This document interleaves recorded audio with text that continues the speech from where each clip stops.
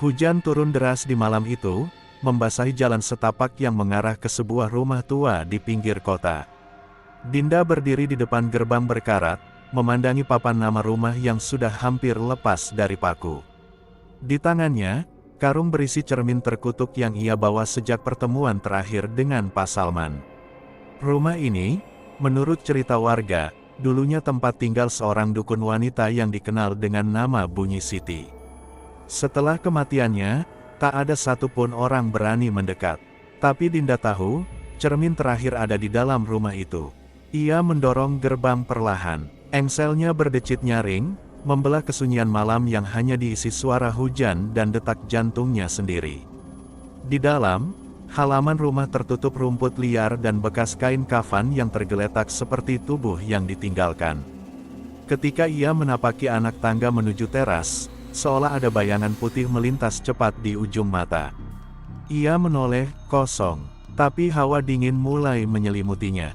Seolah-olah ia sedang diperhatikan. Dinda membuka pintu utama. Anehnya, tak terkunci. Ketika ia melangkah masuk, pintu menutup sendiri dengan suara "braak" yang menggema. Ia terkunci di dalam. Ruangan dalam rumah dipenuhi kain kafan yang tergantung di langit-langit seperti jemuran neraka. Bau anyir darah dan tanah basah menguar dari dinding-dinding lembab yang menghitam. Di sudut ruangan, ada tangga tua yang mengarah ke lorong bawah tanah. Di depannya berdiri sesosok wanita berpakaian putih, punggung menghadap Dinda. Rambut panjangnya menutupi wajah. Tanpa bergerak, wanita itu berbisik, cerminnya, bawa ke bawah. Dinda menggenggam tali karungnya erat-erat. Wanita itu menghilang seketika, menyisakan suara lolongan panjang dari bawah tanah. Dinda menghela napas dan turun dengan langkah ragu. Lorong bawah tanah itu sempit dan panjang. Di kiri kanan temboknya tertempel foto-foto hitam putih wanita-wanita yang matanya dicoret. Di tengah lorong, lilin-lilin menyala dengan api biru, memberikan cahaya samar yang membuat bayangan bergerak sendiri. Di ujung lorong, Dinda melihat pintu besar yang terbuat dari kayu dan besi. Di atasnya tertulis tulisan Arab gundul berlumur darah, siapa yang membuka, harus membayar dengan jiwa. Tangan Dinda gemetar saat mendorong pintu itu. Ketika terbuka, ruangan itu dipenuhi cermin-cermin retak, masing-masing dengan bayangan yang berbeda. Ada yang menampilkan dirinya yang terbakar, ada pula yang menunjukkan pocong berdiri di belakangnya. Tiba-tiba, suara langkah kaki menggema, tapi tak ada siapapun di lorong. Dinda berdiri mematung di tengah ruangan. Salah satu cermin mulai bergetar hebat. Dari cermin tersebut, keluar asap pekat yang membentuk sosok wanita berwajah setengah hangus. Ia menjerit, "Kau yang terakhir. Cermin ini harus menelanmu." Dinda mundur, tapi kakinya terpeleset karena lantai licin oleh darah. Ia jatuh terduduk. Cermin-cermin lain ikut bergetar, mengeluarkan suara tangisan, tawa, dan teriakan minta tolong. Sosok itu mendekat, tubuhnya melayang. Dari belakang, pocong-pocong muncul dari dinding dan menggeliat seperti ular, melilit kaki Dinda. Ia tak bisa bergerak. Tiba-tiba, dari dalam karung, cermin terakhir bersinar merah menyala. Cermin itu bergetar sendiri, kemudian pecah, meledakkan cahaya terang yang membutakan seluruh ruangan. Ketika Dinda membuka mata, ia sudah berada di dunia lain. Langit merah darah, tanah penuh kerangka manusia, dan ribuan kain kafan berkibar di langit seperti bendera neraka. Di hadapannya, berdiri wanita dengan 7 kepala yang masing-masing wajahnya adalah refleksi dari semua korban cermin. Wanita itu tersenyum mengerikan. "Selamat datang di balik cermin." Dinda menyadari bahwa ia belum mati, tapi rohnya tertarik masuk ke dalam dimensi cermin. Ia masih bisa kembali, jika ia bisa menghancurkan akar kutukan. Wanita berkepala 7 membuka mulutnya. Dari sana, ribuan tangan mencuat, berusaha meraih Dinda. Ia berlari ke tengah altar, di mana terdapat satu cermin utuh yang belum rusak. Ia menatap cermin itu. Di dalamnya, terlihat Pak Salman sedang membaca doa dengan keras. Rupanya, beliau sedang mencoba menarik Dinda kembali dari luar. Tapi tangan-tangan dari wanita itu mulai menyentuh leher Dinda, mencengkram kuat. Ia tercekik, pandangannya kabur. Ia harus mengambil keputusan, menyerah atau melawan. Dinda mengeluarkan belati kecil dari saku bajunya, belati warisan neneknya. Ia menancapkannya ke tanah tepat di bawah kakinya. Tanah itu berguncang. Akar-akar kain kafan mencuat dari dalam tanah, menyapu semua pocong dan tangan iblis ke dalam jurang yang menganga. Jeritan terdengar dari segala arah. Cermin-cermin mulai retak dan satu persatu meledak. Cahaya putih menyilaukan meledak dari altar. Dinda bangun dengan napas terengah-engah. Ia kembali berada di ruang bawah tanah rumah Bunyi Siti. Cermin terakhir sudah hancur, karung di sampingnya kosong. Tapi semuanya belum selesai. Terdengar suara langkah kaki berat datang dari atas tangga. Dinda memandang ke arah pintu lorong. Tiba-tiba seseorang turun. Pak Salman berdiri di sana, wajahnya tegang. Kau belum membunuh sumbernya, kau hanya memutus rantai, tapi pohon induknya masih hidup. Apa maksudnya? Tanya Dinda, gemetar. Semua kutukan ini berasal dari satu tempat, lorong kafan di Gunung Batu. Kita harus ke sana sebelum malam Jumat Kliwon, jawabnya cepat. Mereka keluar dari rumah tersebut, diiringi bau sangit dari cermin yang terbakar. Langit masih gelap, tapi sekarang diselimuti awan hitam yang menggulung. Di kejauhan, terdengar suara tangisan bayi. Tapi tak ada siapa-siapa. Dinda menoleh cepat. Suara itu hilang, berganti bisikan namanya, Dinda. Dinda menutup telinganya. Pak Salman menarik tangannya. Jangan dengarkan suara dari mereka. Itu cara mereka menandai kita. Malam itu, mereka bermalam di masjid tua di desa sebelah. Tapi tidur Dinda dipenuhi mimpi buruk, lorong panjang penuh pocong yang berdiri diam, menunggu. Dalam mimpi itu, Dinda berjalan tanpa bisa berhenti. Semakin dalam ia masuk, semakin dingin dan sesak. Dan di ujung lorong, ia melihat dirinya sendiri, sudah menjadi pocong. Ia terbangun dengan keringat dingin. Waktu subuh hampir tiba, Pak Salman sudah menyiapkan tas dan peralatan spiritualnya. Hari ini kita menuju Gunung Batu, kata beliau. Di sana semuanya dimulai, dan di sana semuanya akan berakhir. Mereka berangkat menyusuri jalan berliku, melewati desa-desa yang ditinggalkan. Di sepanjang jalan, banyak warga yang memandang dengan wajah pucat. Di satu desa, seorang nenek tiba-tiba berteriak saat melihat wajah Dinda. Dia yang ada di mimpi kami. Wanita dari cermin. Dinda menunduk. Pak Salman menjelaskan kepada warga bahwa mereka sedang memburu sumber kutukan. Tapi ketakutan sudah menyebar. Saat mereka mendekati Gunung Batu, suasana berubah. Pepohonan layu, udara membeku, dan binatang hutan menghilang.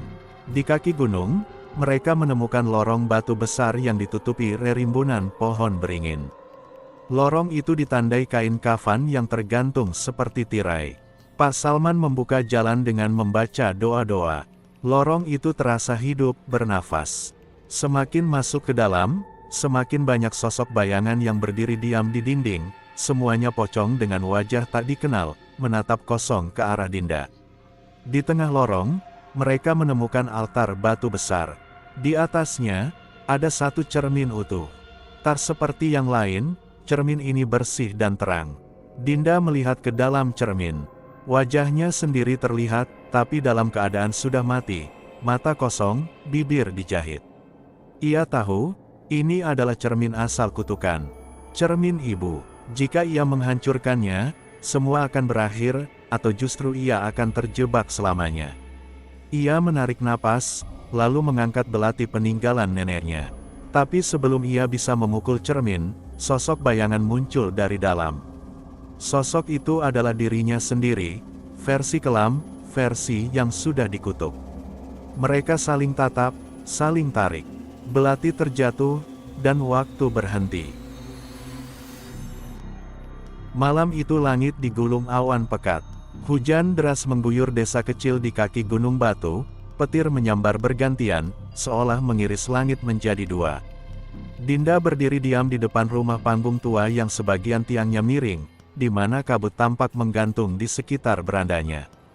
Inikah rumahnya? Bisik Dinda pada Pak Salman yang berdiri di sampingnya. Lelaki tua itu mengangguk, matanya tak lepas dari tirai putih yang menggantung di jendela rumah itu. Rumah itu milik seorang dukun tua bernama Nyi Karsa, wanita yang sudah lama dianggap hilang, padahal sebagian warga percaya ia telah menyatu dengan kegelapan di dalam rumah itu. Pak Salman mengucap doa perlindungan sebelum ia mendorong pintu yang berderit panjang. Bau kayu lapuk dan dupa terbakar langsung menyeruak dari dalam rumah yang gelap gulita. Dinda menyalakan lentera minyak yang dibawanya, lalu masuk perlahan. Setiap langkah di lantai kayu terasa seperti menginjak napas rumah itu sendiri. Di dalam, perabotan tua tertutup debu tebal. Lukisan-lukisan tua tergantung miring di dinding, semuanya memperlihatkan sosok perempuan berkerudung yang wajahnya sengaja dicoret dengan tinta hitam. Tirai-tirai putih di setiap jendela berkibar pelan meskipun tak ada angin. Dinda merasakan kulit tangannya menggigil, bukan karena dingin, tapi karena hawa tak terlihat yang menekan dadanya. Mereka memasuki kamar utama. Di tengah ruangan, ada tempat tidur besar dengan kelambu putih. Kelambu itu tampak menggembung, seperti ada sesuatu yang duduk diam di baliknya. "Apa itu?" Dinda bertanya setengah berbisik. Pak Salman memberi isyarat agar dia tetap tenang. Mereka mendekati tempat tidur dengan langkah sangat hati-hati. Perlahan, Dinda membuka kelambu itu, dan tak ada siapa-siapa. Hanya bantal tua yang usang dan selimut robek. Tapi tepat saat dia menghela napas lega, dia melihat bayangannya sendiri di cermin kamar, tersenyum aneh padanya. Dinda spontan menoleh, tapi tak ada siapapun. Cermin itu menggantung di atas meja rias, dan pantulannya kini menunjukkan wajah Dinda dengan mata hitam tanpa bola mata. "Kita harus keluar sekarang," kata Pak Salman dengan suara berat. Tapi pintu kamar tiba-tiba menutup sendiri dengan keras, membuat lentera hampir jatuh dari tangan Dinda. Terdengar suara perempuan tertawa pelan dari atas plafon. Dinda menengadah, dan melihat kain kafan putih menjulur dari celah kayu, meneteskan darah segar ke lantai. Lentera berkedip, bayangan bergerak cepat di antara dinding dan jendela. Dinda merapat ke Pak Salman, napasnya tercekat. Kelambu tiba-tiba bergerak sendiri, membentuk siluet perempuan duduk membelakanginya. Dinda mendekat perlahan, memanggil nama yang tak ia kenal, Nyi Karsa. Sosok itu berbalik, wajahnya seperti daging busuk yang disulam ulang, mata meneteskan air hitam pekat. Ia membuka mulutnya, dan dari sana keluar suara tangis anak kecil. Dinda mundur tergesa, menabrak meja rias dan menjatuhkan cermin. Cermin itu pecah, dan dari pecahannya memancar wajah-wajah wanita lain yang menangis minta tolong.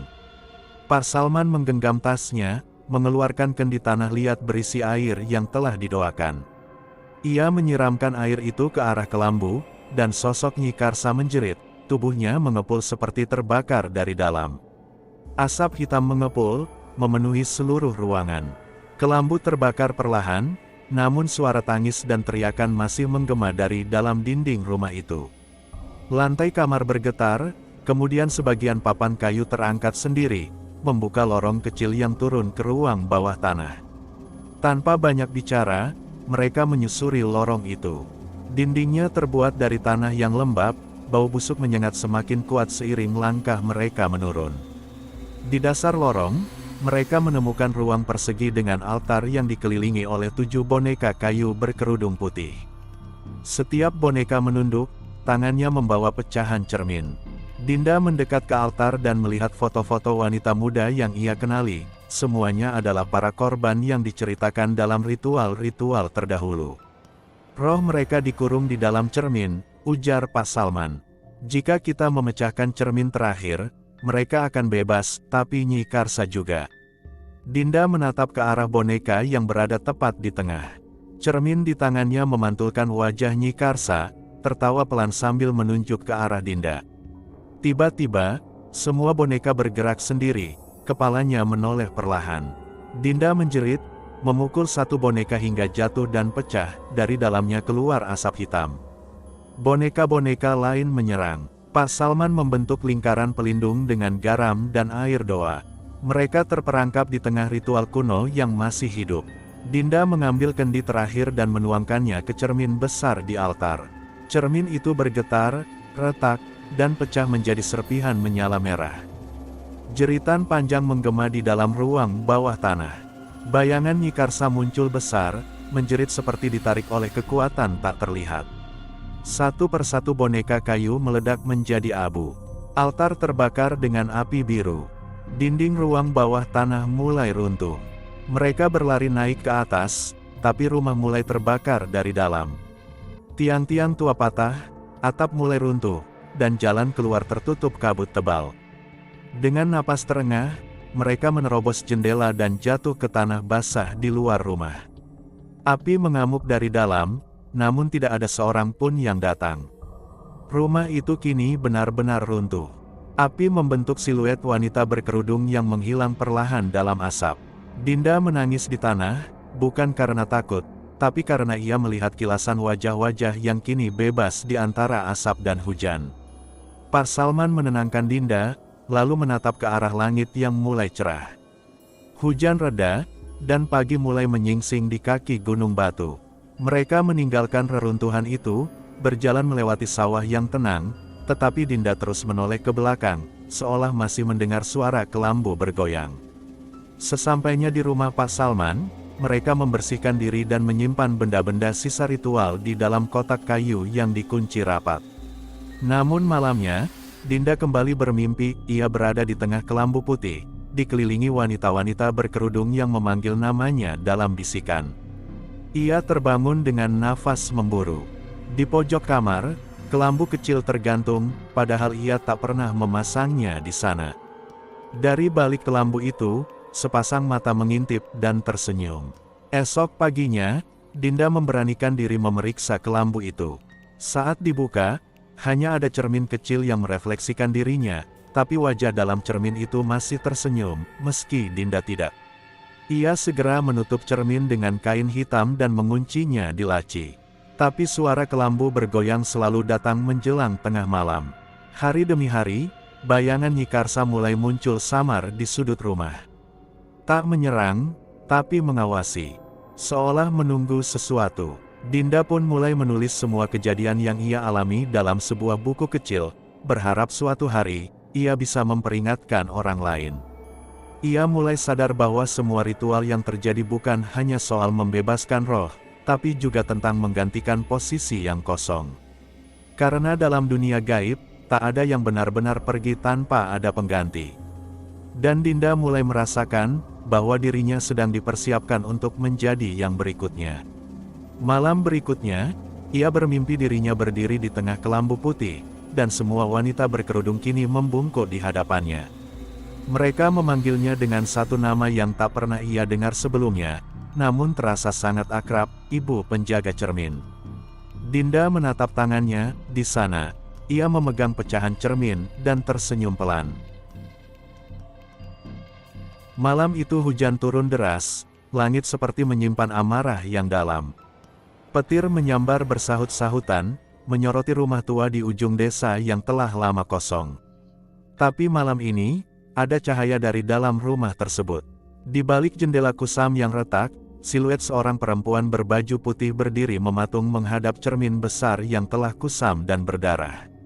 Maya, yang kembali ke desa untuk menyelesaikan urusan warisan neneknya, tidak tahu bahwa rumah yang kini ia tempati menyimpan masa lalu kelam. Ia hanya mengingat cerita samar dari ibunya tentang kamar pengantin yang tak boleh dibuka. Sore itu, Maya memandangi pintu kamar tua yang selalu terkunci. Kunci itu ditemukan di balik bingkai foto pengantin tua yang wajahnya terhapus oleh jamur. Rasa penasaran mengalahkan rasa takutnya. Dengan kunci itu, ia memutar perlahan gagang pintu tua tersebut. Aroma anyir dan wangi bunga melati kering menyambutnya. Di dalam kamar itu, perabotan masih lengkap seperti ditinggalkan mendadak. Di tengah ruangan, berdiri sebuah cermin besar bertirai putih, dan di depannya ada ranjang pengantin tua berkelambu sobek-sobek. Maya mendekati cermin perlahan. Tangannya menggenggam liontin peninggalan ibunya yang berdetak hangat. Ketika ia menarik tirai penutup cermin, seolah dunia di dalam dan luar cermin terpisah tipis. Maya melihat dirinya, tapi dalam gaun pengantin berdarah. Ia terlonjak mundur, tapi tak ada suara. Tiba-tiba bayangan pengantin di cermin tersenyum. Namun, senyum itu bukan miliknya. Senyum itu dingin, getir, dan dipenuhi dendam. Darah mulai menetes dari ujung cermin ke lantai kayu yang berderak. Sejak malam itu, Maya tidak bisa tidur nyenyak. Ia mulai mendengar suara rintihan lirih dari dalam cermin, dan setiap pagi ia mendapati tapak kaki basah menuju ranjangnya, padahal lantai kamar kering. Desa mulai berubah. Orang-orang menghindari rumah tua itu. Seorang anak kecil ditemukan ketakutan di dekat pagar, mengaku melihat ibu pengantin memanggil dari balik cermin sambil membawa karangan bunga layu. Maya mulai menyelidiki sejarah rumah itu. Ia menemukan buku harian tua di loteng, milik seorang perempuan bernama Ratna. Di dalamnya tertulis kisah pernikahan yang tak pernah terjadi. Ratna mati bunuh diri seminggu sebelum hari pernikahannya karena pengantin prianya kawin lari. Cermin itu adalah hadiah pernikahan. Sejak kematian Ratna, konon arwahnya terjebak di dalam cermin, dan siapapun yang menatapnya terlalu lama, akan menjadi pengganti pengantin yang tertunda. Maya mencoba meninggalkan rumah, tapi setiap kali ia melangkah keluar gerbang, ia mendapati dirinya kembali di depan kamar cermin. Seolah rumah itu kini memiliki pikirannya sendiri. Suatu malam, Maya mencoba menghancurkan cermin dengan palu besi. Tapi setiap kali ia mengayunkan tangan, bayangan ibunya muncul dalam cermin, menangis dan memohon agar tidak dihancurkan. Maya berhenti, tubuhnya gemetar. Ia teringat cerita ibunya dulu bahwa nenek mereka dulu adalah sahabat Ratna. Liontin yang ia kenakan adalah bagian dari janji pengikat agar arwah Ratna tidak gentayangan. Tapi janji itu telah rusak. Darah Maya yang menetes di kamar saat hari pertama pindah telah membangunkan ikatan itu. Dan kini, Ratna ingin tubuh baru untuk meneruskan pernikahannya. Suara nyanyian pengantin tua mulai terdengar setiap malam. Bunga rampai pengantin, menanti di altar mimpi, samar-samar, Maya melihat siluet putih menari di dalam cermin sambil menangis. Maya memutuskan untuk membakar kamar itu. Ia menyiram minyak tanah, membakar tirai, ranjang, dan lantai. Tapi saat api menyala, cermin tidak terbakar. Justru api seperti terserap ke dalamnya. Api itu berubah menjadi wajah Ratna yang menyeringai. Dari dalam cermin, tangan-tangan pucat meraih keluar, mencengkeram kaki Maya dan menariknya perlahan ke dalam dunia cermin. Maya berteriak sekuat tenaga, tapi tidak ada yang mendengar. Hujan deras di luar membuat api padam dengan cepat. Dan ketika pagi datang, kamar itu seperti tidak pernah terbakar. Yang tersisa hanyalah liontin yang tergeletak di depan cermin. Dan di dalam pantulan cermin, sosok pengantin baru dengan wajah Maya berdiri di sisi Ratna, keduanya memakai gaun berdarah. Sejak itu, rumah tua itu kembali sepi. Tapi setiap malam Jumat, jika seseorang berjalan di depan rumah, akan terdengar suara tawa dua pengantin dari dalam kamar. Warga mulai mempercayai bahwa kini ada dua arwah dalam cermin. Ratna dan Maya, menyatu dalam perjanjian berdarah, mencari pengantin pria yang tak kunjung datang. Seorang pria tua yang dulunya penjaga rumah mengaku pernah melihat sosok Ratna mengelilingi desa, membawa gaun pengantin, mencari calon yang mirip dengan mantan tunangannya. Desa menjadi mencekam. Cermin di rumah warga tiba-tiba berdarah tanpa sebab. Anak-anak kecil menangis ketakutan setiap melihat bayangan perempuan di balik kaca.